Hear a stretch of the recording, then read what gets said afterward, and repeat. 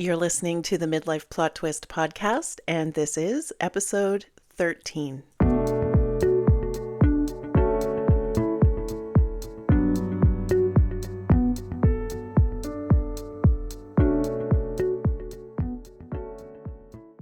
Hi there. Happy New Year. I hope that 2026 is off to a great start for you and yours.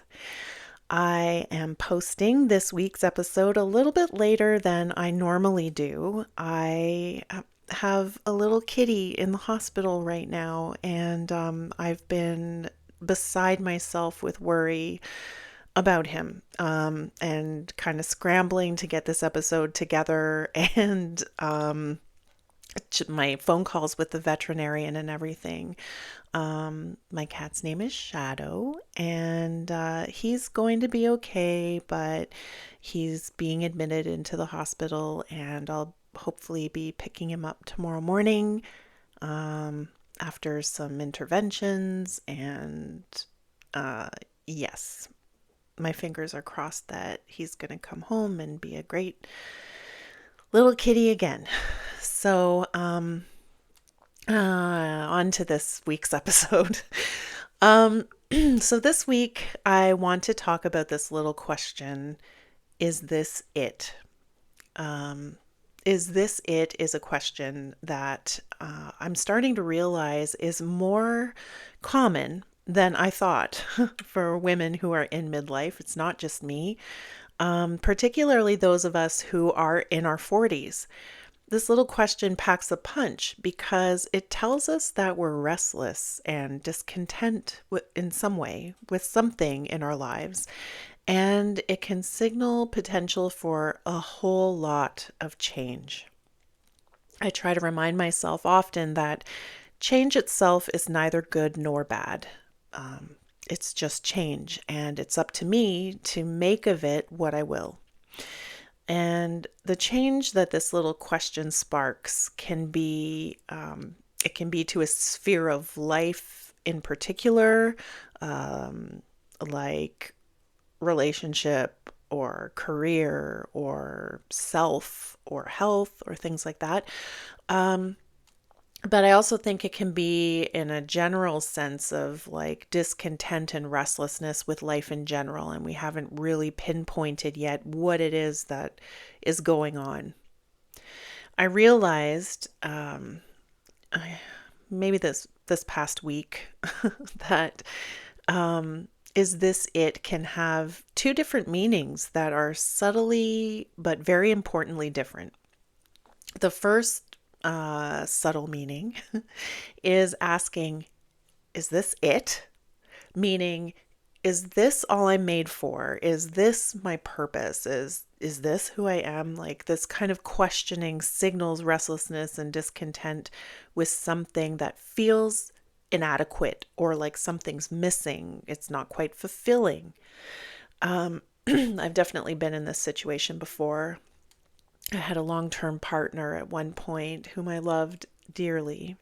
He was my best friend and we got along so well. However, there was no spark in our relationship. I tried to make it work for years, but eventually this little question popped up and I asked myself if this was it. Was I going to have a relationship without that special spark for the rest of my life? And it took a while, but the relationship eventually ended. The second meaning is this it? This kind of means like, is this thing I'm doing, is this person I'm with, or this way I've chosen to live my life, is it? Like, as in, is it the right thing for me anymore? Is this the thing or the person that I've been wanting, working towards, or searching for? Or maybe, like, is there something or someone else?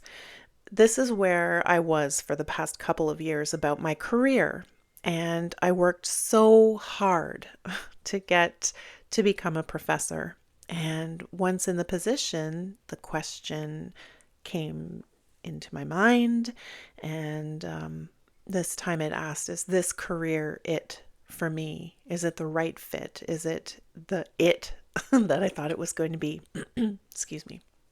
Or is there something else that I am meant to do or to try? Both cases are reasons for brave curiosity and deep reflection. And in my experience, it's always our intuition that starts to nudge us towards looking into this question. And so if you've ever whispered to yourself, is this it? This episode is for you. I want to explore this question with you as opposed to problem solve. Asking yourself, is this it, isn't something that has a black and white yes or no answer right off the bat. There's always a process to getting to that answer. So let's get curious about it.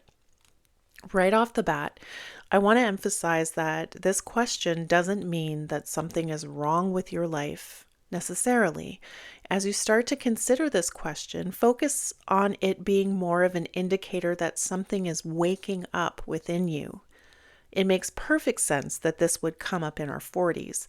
We had our 30s and the start of our 40s for sinking into the choices that we made in our 20s and early 30s. These choices have been playing out in real time for us over the last several years to decade, like parenting, the marriage, the career, the identity we have.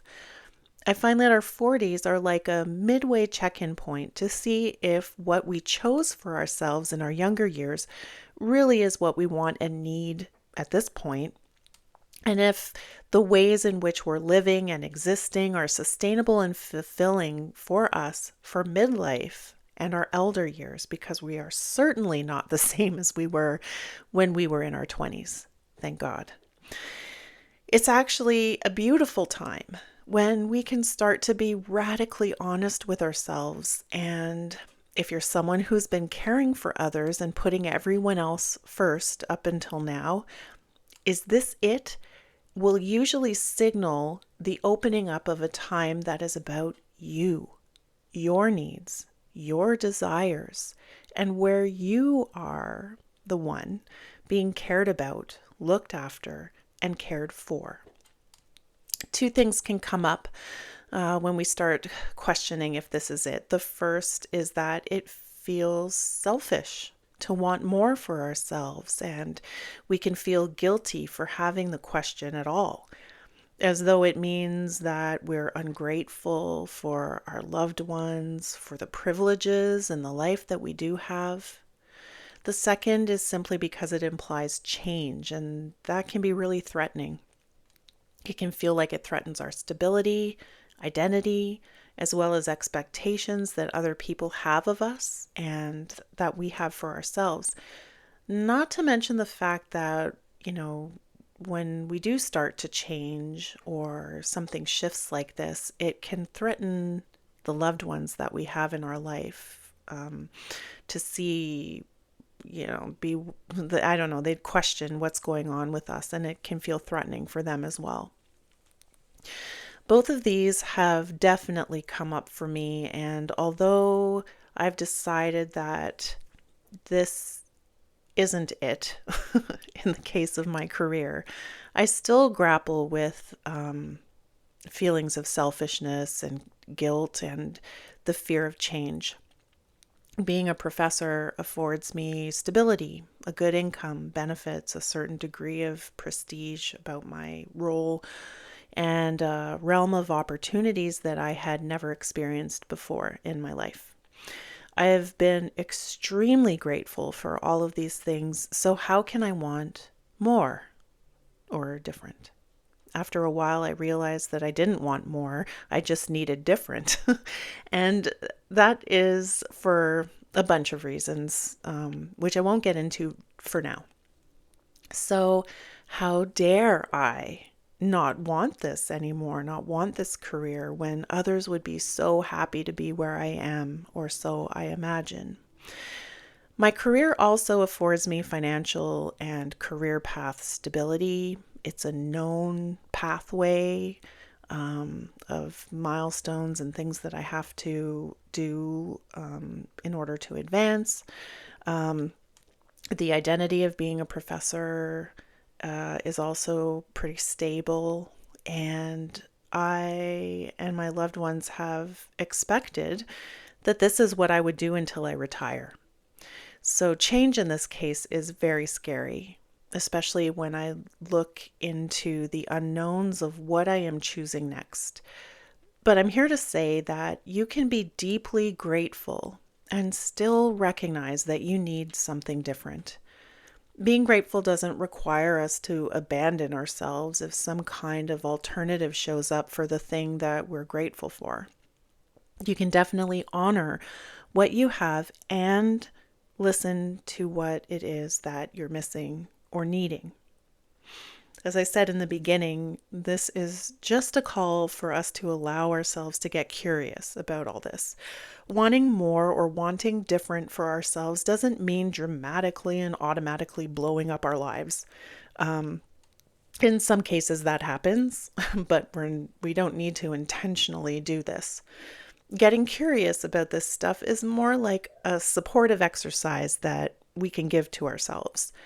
I found that once I allowed myself to think about alternatives and change, I actually started to feel a little bit excited about some of the ideas I was coming up with, and it felt good and supportive to allow myself to explore creatively as opposed to shutting myself down and putting on the blinders. Maybe, I don't know, start with small experiments.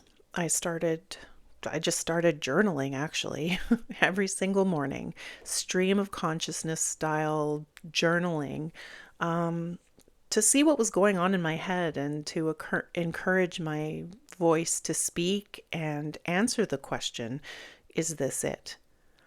I started looking into different graduate programs that I might apply for. I started taking myself out for lunch or coffee dates just to put myself in a new environment while thinking about it and contemplating things in my head and my heart. These small little ways of, I don't know, kind of shifting my perspective a little bit or seeing what my perspective even is allowed me to start to feel safe enough to explore. And my nervous system definitely needed to feel safe before it allowed me to be honest and open about this question. Now in my 40s, I realized that I have to include myself in my own life, and doing so doesn't take away from others. It's not selfish to put myself first, even when I am caring for others. In fact, it's so important to tend to ourselves because it sustains and energizes us to then be able to care for other things and other people. It's that cliche saying of like, you have to put the oxygen mask on yourself first before you can help someone else. So, if you've been questioning or avoiding the question, is this it? You are so not alone.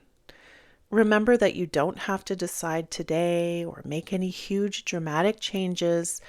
Just start noticing what's up with you. You don't need answers yet. You don't need, decisions and actions and anything.